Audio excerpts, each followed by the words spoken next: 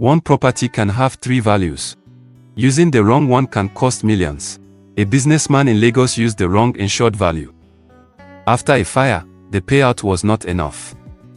Market value is the price agreed in an open market.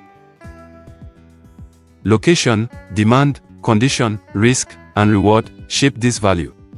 Reinstatement value is the cost to rebuild the improvements. It excludes land value and developer profit. Indemnity value adjusts for depreciation, age, wear, and obsolescence. For equipment and fittings, market and indemnity values often match.